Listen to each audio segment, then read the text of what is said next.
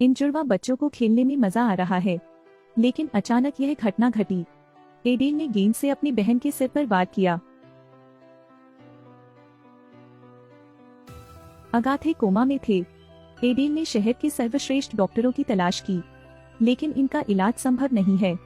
एडेल का दिल टूट गया है, लेकिन उसने हार नहीं मानी है।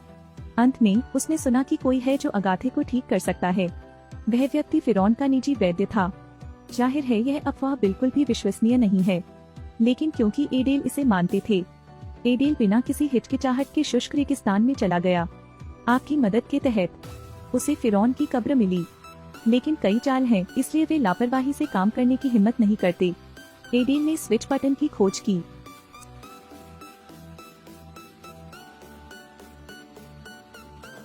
साथ में एक अजीब सा तरल पदार्थ था।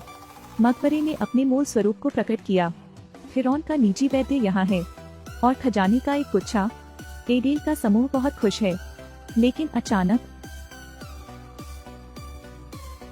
यह व्यक्ति और भी बुरा है। वह सीधे खाई में गिर गया और मौके पर ही उसकी मौत हो गई।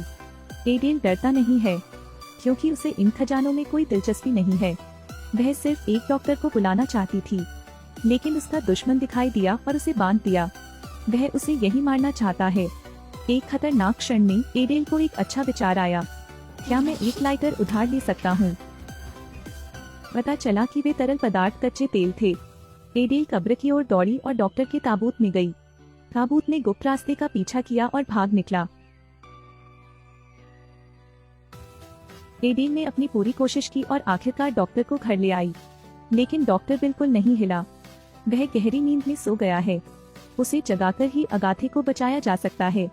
एडेल निराश है। माँ को पुनर्जीवित करो। यह कैसे हो सकता? पता नहीं क्या करना है। एडेल ने सुना कि कोई पुनरुत्थान की कला जानता है। अगाथे का इलाज करना चाहते हैं।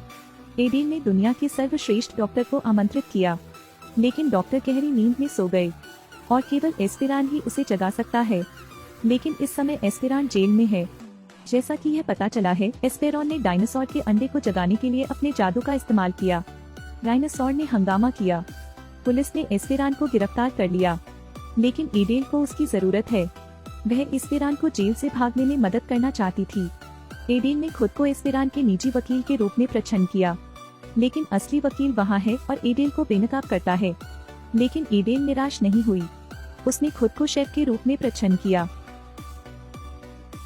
भोजन की थाली के नीचे बावर्ची के बिल्ले के साथ वो बावर्ची का वेश बनाकर बाहर चला गया। एडेल फिर से विफल रही। मेरा बिल्ला चला गया है। वह नन बनने का नाटक करती है। क्या यह इस बार सफल होगा? मेरे साथ चलें। पुनः असफल। आखिरी बार वह आत्मविश्वास से भरी हुई थी। परिणाम? मैं थोड़ी देर सोना चाहता हूँ। रात को वापस आना। क्या चल रहा है? एडेल बेहद गुस्से में है, लेकिन उसने फिर भी एक वार्डन के रूप में खुद को प्रच्छन्न किया और फिर से अंदर घुस गई। लेकिन एस्पेरान अब वहाँ नहीं था। उसे निष्पादन स्थल पर ले जाया गया। 2 दिन बाद सिर कलम कर दिया जाएगा। एडेल को बस एक तरकीब सोचनी थी। मई डेनिस एस्पेरॉन क्षमा करें, लेकिन यह प्रक्रिया बहुत ही मजेदार है।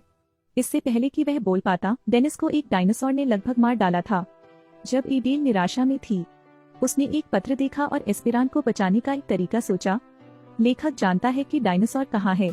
एडेल ने इसे खोजने के लिए पत्र का पालन किया। वह डायनासोर की गर्दन पर सवार है। वह एस्पेरान को बचाना चाहती थी। इस बिंदु पर एस्पेरॉन निष्पादन मैदान में लाया गया और एक हुड के साथ कवर किया गया। एडेल ने एस्पेरान को बचाया। वह बहुत खुश है। जब कुछ हुआ तो एडेल एस्पेरन को घर ले जाने वाली थी। घात लगाकर बैठी पुलिस ने डायनासोर को मार गिराया। एस्पेरॉन और डायनासोर के जीवन जुड़े हुए हैं। अगर डायनासोर मर जाता है तो एस्पेरान भी मर जाएगा। एडेल एस्पेरान को घर ले जाने के लिए दौड़ती है। ये क्या करूं? एक मंडली में व्यवस्थित प्राचीन वस्तुएं खोजें। एस्पेरॉन ने अपनी आंखें कसकर बंद कर ली और अपने दिल में चुप रहा। अचानक जमीन पर मौजूद सभी वस्तुएं ऊपर उड़ गईं।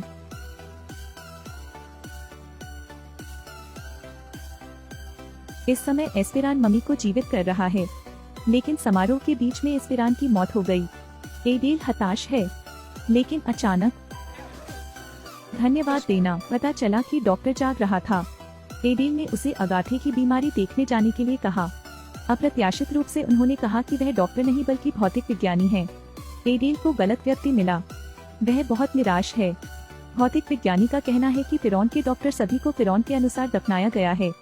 एडेल शांत हो गया था क्योंकि लॉबर में फिरौन का ताबूत प्रदर्शित है।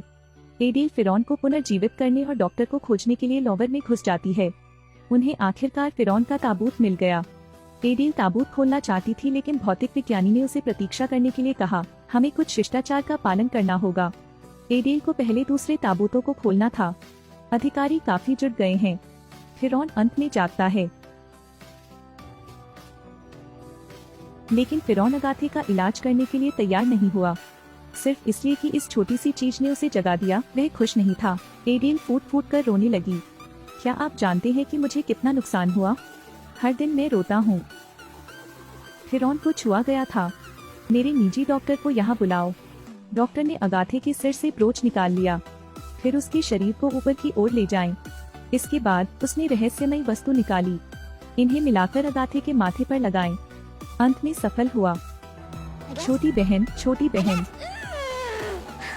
तुमने गेंद को बहुत जोर से मारा। मैं तुम्हारी बहन हूँ। वे अपने खुशहाल जीवन में लौट आए हैं और फिरौन ने भी 21वीं सदी में अपने नए जीवन की शुरुआत की। क्षमा करें, क्या आप मुझे नील नदी का रास्ता दिखा सकते हैं? बिल्कुल। यह अनूठी सामग्री और महान कल्पना के साथ एक काल्पनिक फिल्म है। अपनी बहन को बचाने के लिए एडेल एक असाधारण साहसिक कार्य पर निकलती है। अपनी बहन को ठीक करने के बाद उसका एक नया सफर शुरू होता है। यह यात्रा सुगम नहीं होने की गारंटी है।